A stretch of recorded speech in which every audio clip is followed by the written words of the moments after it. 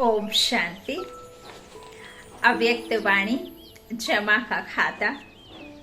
अपनी बुद्धि रूपी टंकी में ज्ञान का पेट्रोल जमा रखो। माइनस और प्लस का हिसाब सीखे हो और बैलेंस निकालना भी सीखे हो। ऐसे नहीं सिर्फ जोड़ किया, कट किया, लेकिन जमा करना भी सीखो। अगर जमा नहीं होगा तो ना औरों को दे सकेंगे, ना अपने को आगे बढ़ा सकेंगे। जमा किया जाता है दूसरों को देने के लिए, अपनी आवश्यकता के समय काम में लाने के लिए। तो यह भी देखना कितना जमा किया है। तीव्र पुरुषार्थी कभी विनाश की डेट का नहीं सोचते। बहुत समय से अगर संपूर्णता के संस्कार होंगे तो अंत में भी संपूर्ण हो सकेंगे। अगर अंत में बनेंगे तो फिर बाप दादा भी अंत में ही थोड़ा सा देंगे। आज 2/7/2023 के अव्यक्त बाप दादा की वाणी है। रविवार की मुरली है। ओरिजिनल डेट है 26/1/95 मधुबन। ब्रह्मा बाप के और 2 कदम। फरमान बरदार वफादार। आज बाप दादा चारों ओर के स्नेही और सहयोगी बच्चों को और शक्तिशाली समान बच्चों को देख रहे हैं। स्नेही सभी बच्चे हैं, लेकिन शक्तिशाली यथाशक्ति है। स्नेही बच्चों को स्नेह का रिटर्न पद्म गुणा स्नेह और सहयोग प्राप्त होता है। शक्तिशाली समान बच्चों को सदा सहज विजयी भव का रिटर्न मिलता है। मिलता सभी को है। स्नेही बच्चे यथा शक्तिशाली होने के कारण सदा सहज विजय का अनुभव नहीं कर पाते। कभी सहज कभी मेहनत। बाप दादा स्नेही बच्चों को भी मेहनत को सहज करने का सहयोग देते हैं, क्योंकि स्नेही आत्माएं सहयोगी भी रहती ही हैं। तो सहयोग के रिटर्न में बाप दादा सहयोग जरूर देते हैं, लेकिन योग यथार्थ ना होने कारण सहयोग मिलते भी प्राप्ति का अनुभव नहीं कर पाते। योग द्वारा ही सहयोग का अनुभव होता है और शक्तिशाली समान बच्चे सदा योग युक्त हैं। इसलिए सहयोग का अनुभव करते सहज विजयी बन जाते हैं। जो बाबा के साथ में, ईश्वर के साथ में योग माना परमात्मा की याद हमें यथार्थ रीति नहीं होती। सबसे पहले तो ईश्वर को याद करने के लिए, परमात्मा को याद करने के लिए हमें उनसे संबंध जोड़ना है। उस संबंध को जोड़ करके फिर उनसे हमें जो प्राप्तियां होती हैं उसे भी याद रखना है। बाप और वर्षे को याद करना है। देखिए, संसार में सिवाय परमपिता परमात्मा के कोई भी निस्वार्थ नहीं है ना। वही एक ऐसा है जो निस्वार्थ हमें सब कुछ देता है, विश्व की राजाई देता है। लेकिन हम निस्वार्थ परमात्मा को याद नहीं करते हैं। परमात्मा से हमें कुछ मिलता है और ऐसा मिलता है जो इस संसार में किसी की ताकत नहीं है देने की। वो हमें मनुष्य से देवता बनाता है, 21 जन्मों के लिए सुख देता है। हमें बाप से वर्षा मिलता है। इस पुरानी दुनिया से छोड़ करके हमें नई दुनिया में जाने का जो रास्ता परमात्मा हमें दुखों से छुड़ा करके सर्व आत्माओं को लिबरेट करके ले जाता है।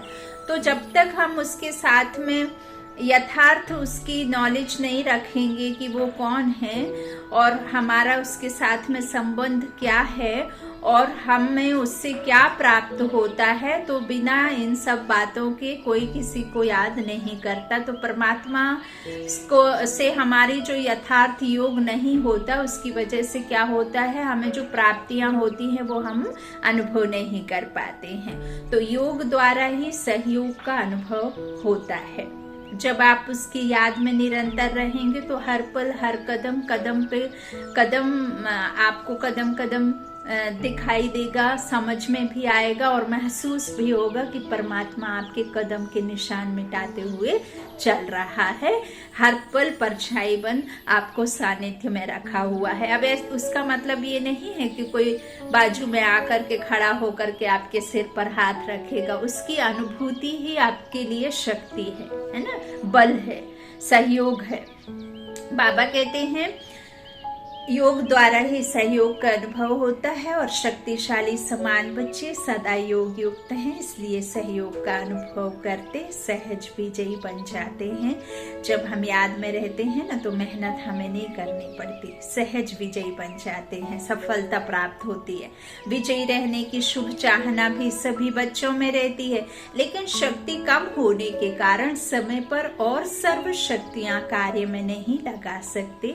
बाप वर्षे के अधिकार में सर्व शक्तियों का अधिकार सभी बच्चों को देते हैं। अधिकार देने में बाप दादा अंतर नहीं रखते, सभी को संपूर्ण अधिकारी बनाते हैं, लेकिन लेने में नंबर वार बन जाते हैं। बाप दादा किसको स्पेशल, किसको अलग ट्यूशन देते हैं क्या? जैसे लौकिक में पढ़ाई पढ़ते हैं तो इंजीनियरिंग की पढ़ाई पढ़ने के टाइम आप सेपरेट से कोई दूसरे जगह प्राइवेट में ट्यूशन ले लेते हैं, या आपके घर में टीचर एक्स्ट्रा मनी लेकर के पढ़ा देता है। तो ऐसे बाप दादा तो नहीं करते हैं ना। एक्स्ट्रा जो पढ़ा रहे हैं, एक का ज्ञान एक के द्वारा है और एक समान है, क्योंकि एक का ही है और कोई तो ये ज्ञान दे ना सके। और नंबरवार पुरुषार्थ, जितना आप पुरुषार्थ करेंगे उस हिसाब से आपको राजाई में पद मिलेगा।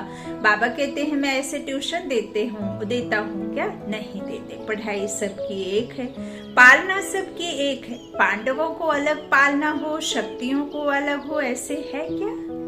सबको एक जैसी पालना और पढ़ाई है, लेकिन लेने में रिजल्ट में कितना अंतर हो जाता है। कहाँ अष्ट रत्न और कहाँ 16,108 रत्न, एक त्रेता की माला और एक सतयुग की माला, तो कितना अंतर है।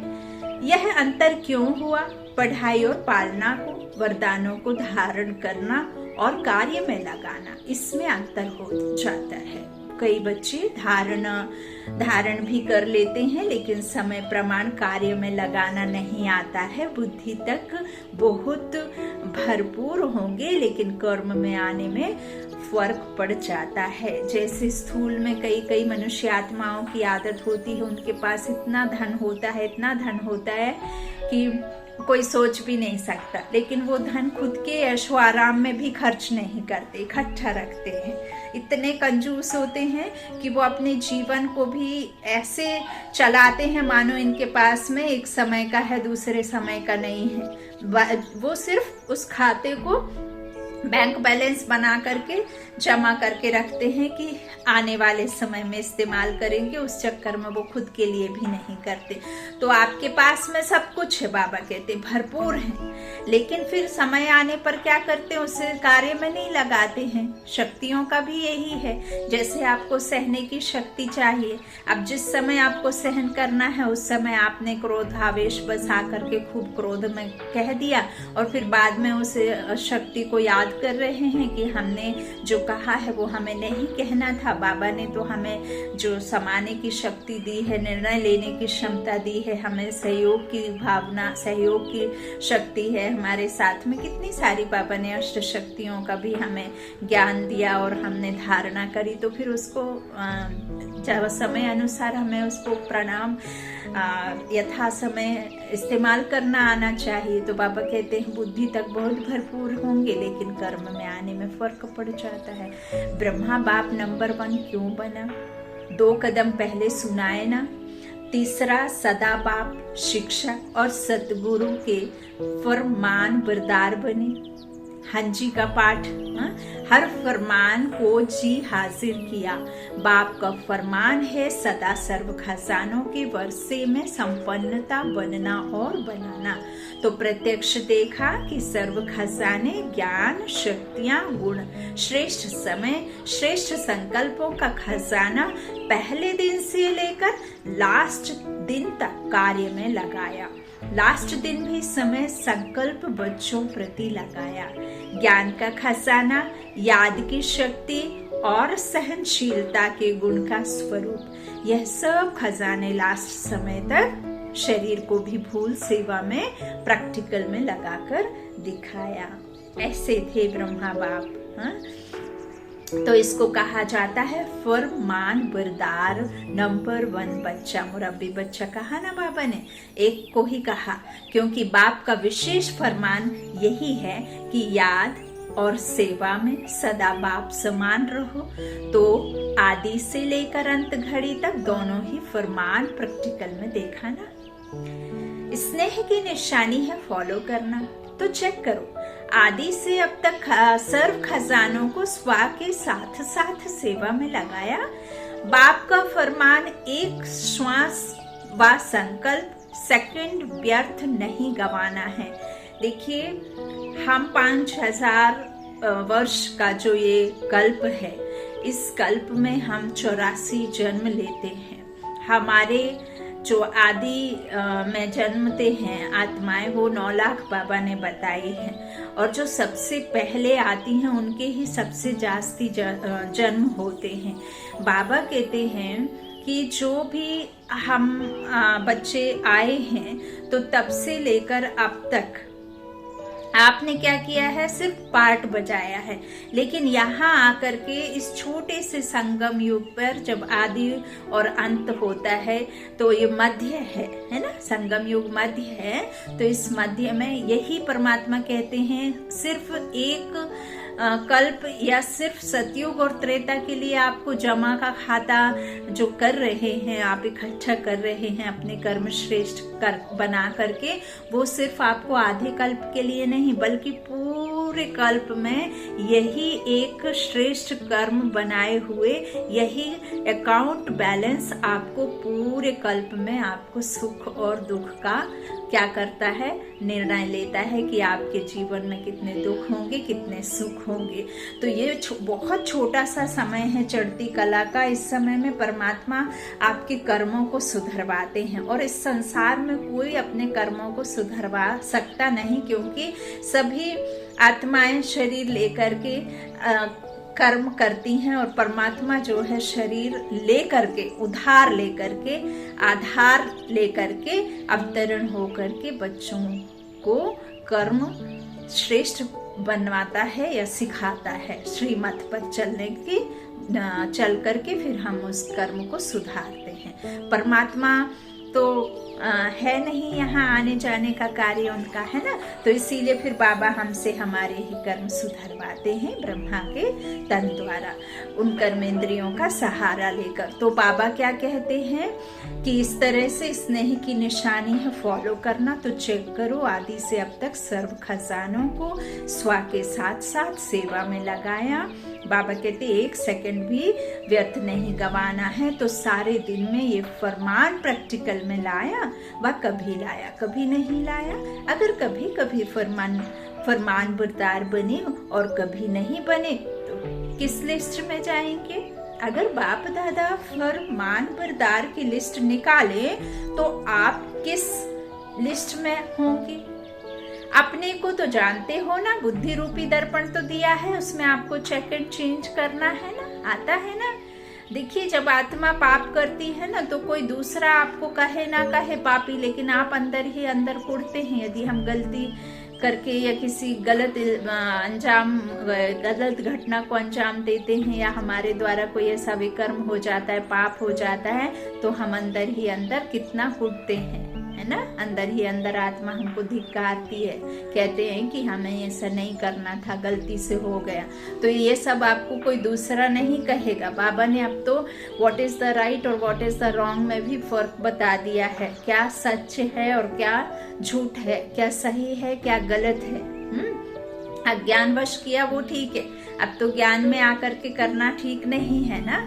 तो बाबा कहते हैं इस तरह जो भी बच्चे हैं, 1 मिनट भी अपना गंवाना नहीं है। प्रैक्टिकल में सब लाना है, फरमानदार बच्चा बनना है, मुरब्बी बच्चा बाबा एक ही है। बाबा कहते हैं लिस्ट में जाएं, कौन सी लिस्ट में जाएंगे खुद से चेक करो, क्योंकि आप सभी सर्व खजानों के ट्रस्टी मालिक हो। तो एक संकल्प भी बिना बाप के फरमान के यूज नहीं कर सकते हो, या सोचते हो कि हम बालक सो मालिक हैं, इसलिए व्यर्थ गवाएं या क्या भी करें। इसमें बाप का क्या चाहता है? बाप ने दे दिया, अभी हिसाब क्यों लेते हैं? नहीं, आप रोज बाप के आगे कहते हो कि सब तेरा है, मेरा नहीं है। कहते हो ना कि टाइम पर मेरा और टाइम पर तेरा। जब हमारा मतलब हो तो मेरा, वैसे तेरा। ऐसी चतराई तो नहीं करते हो। ब्रह्मा बाप को देखा, अपना आराम का समय भी विचार सागर मंथन कर बच्चों के प्रति लगाया। रात्रि में भी जाग कर बच्चों को योग की शक्ति देते रहे। ये चरित्र तो सुने हैं ना, ब्रह्मा की कहानी सुनी है ना। फॉलो फादर किया कि सिर्फ सुन लिया? सुनना अर्थात करना। तो तीसरा कदम सदा जी हाजिर, सदा हजूर हाजिर और नाजिर। कभी ब्रह्मा बाप से शिव बाप अलग नहीं हुए, हाजिर हाजिर रहे ना, हाजिर नाजिर रहे ना। बच्चे ने कहा बाबा और बाप ने कहा मीठे बच्चे। तो मन की स्थिति में सदा हाजिर और नाजिर अनुभव किया। सेवा में सदा जी हाजिर किया, नाजिर अनुभव किया।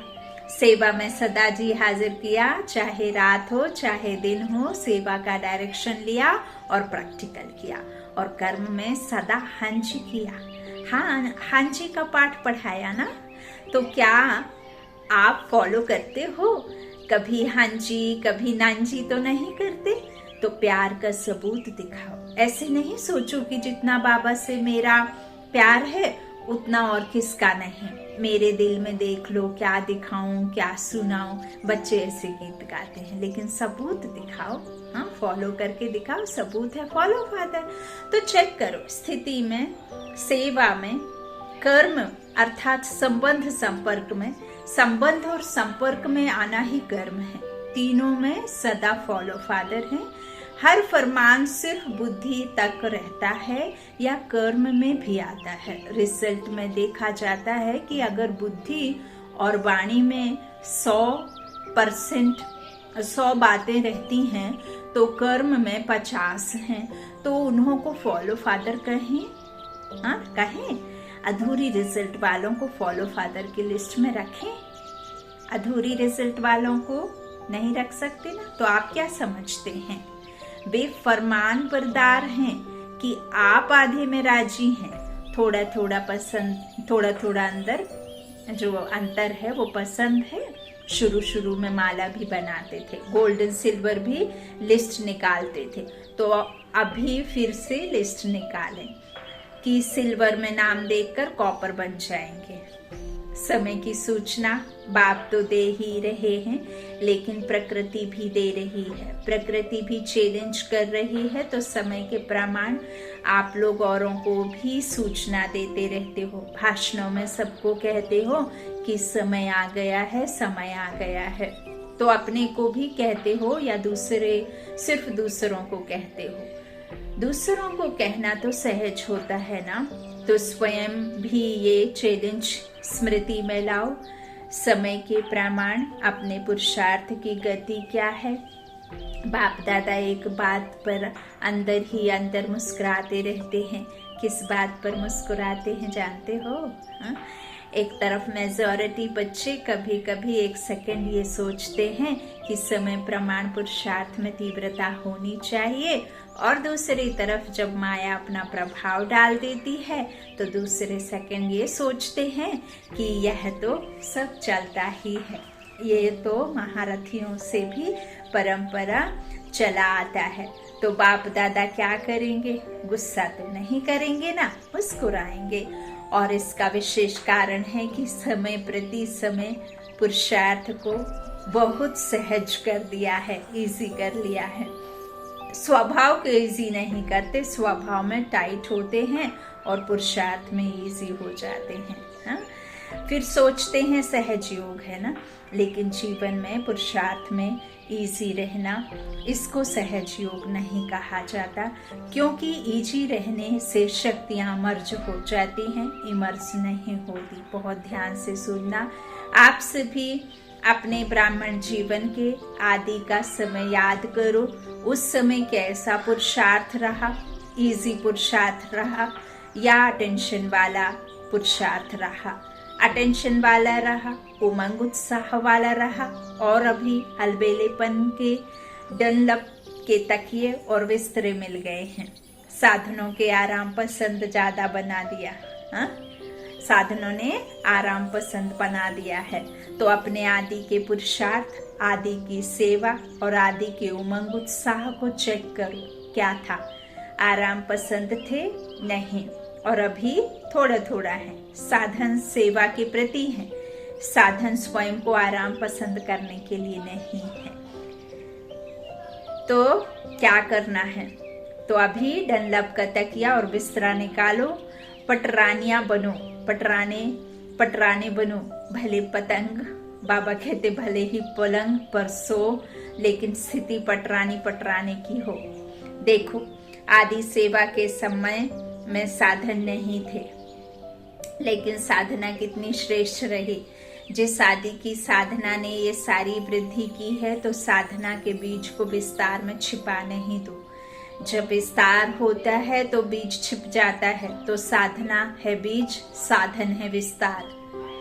तो साधना का बीज छिपने नहीं दो। अभी फिर से बीज को प्रत्यक्ष करो। बाप दादा ने इस सीजन में काम दिया था, लेकिन किया नहीं। याद है क्या दिया था? कि कॉपियों में है। काम दिया था कि बेहद के वैराग्य वृत्ति पर स्वयं से भी चर्चा करो और आपस में भी चर्चा करो, और प्रैक्टिकल में साधन के बीज को प्रत्यक्ष करो। तो किया कि एक दिन सिर्फ डिबेट कर ली, वर्कशॉप तो हो गई, लेकिन वर्क में नहीं आई। तो वर्तमान समय के प्रमाण अभी अपनी सेवा व सेवा स्थानों की दिनचर्या बेहद के वैराग्य वृत्ति की बनाओ। अभी आराम की दिनचर्या मिक्स हो गई है। ये अलबेलापन शरीर की छोटी छोटी बीमारियों के भी बहाने बनाता है।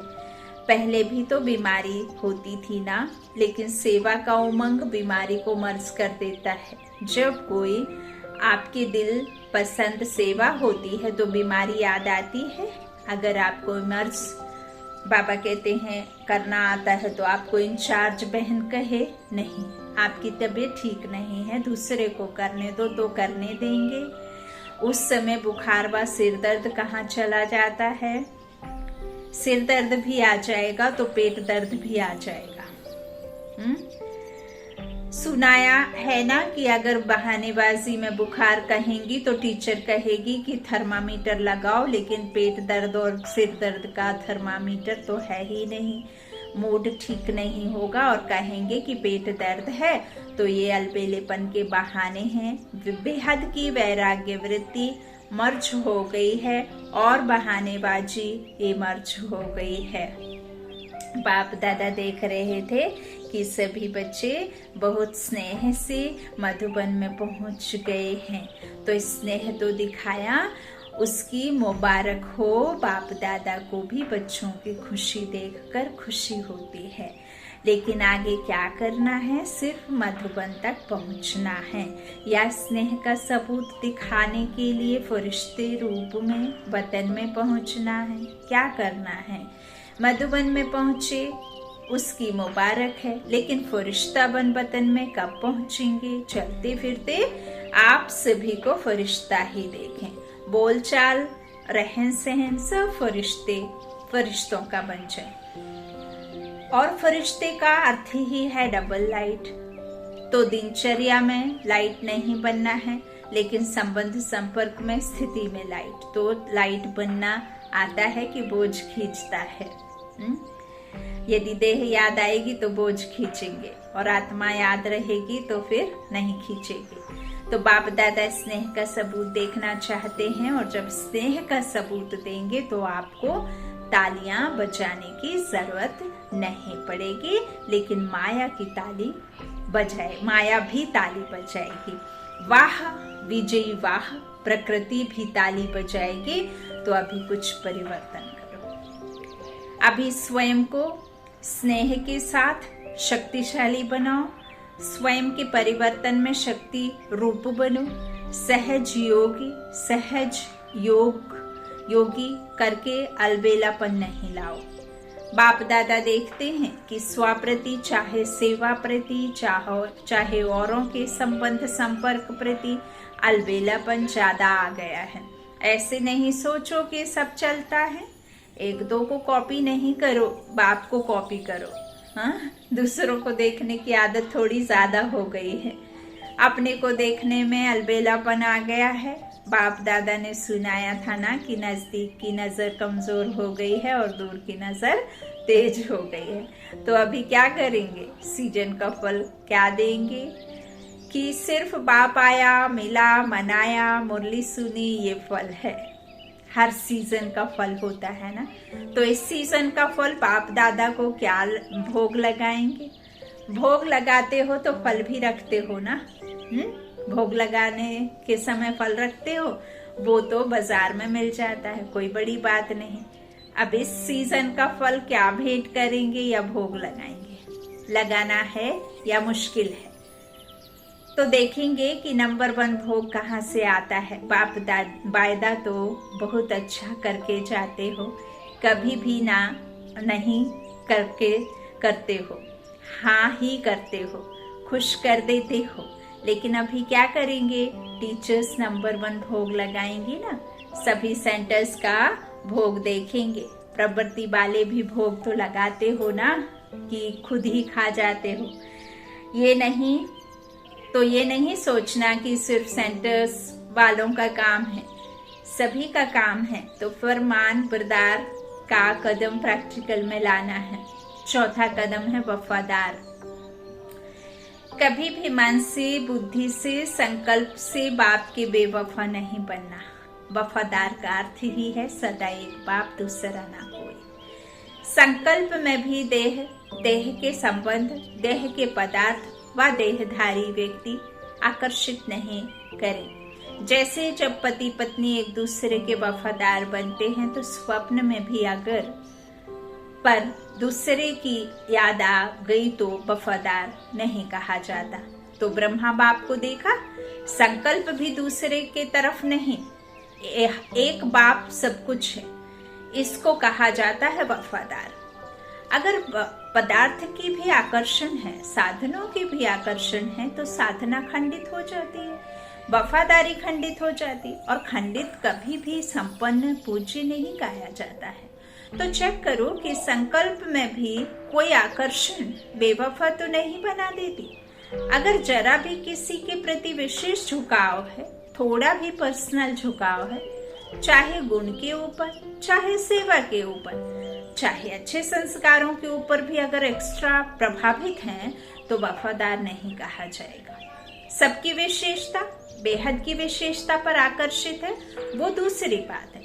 लेकिन किसी विशेष व्यक्ति या वैभव के ऊपर आकर्षित हैं, तो वफादार की लिस्ट में खंडित गाया जाएगा ना।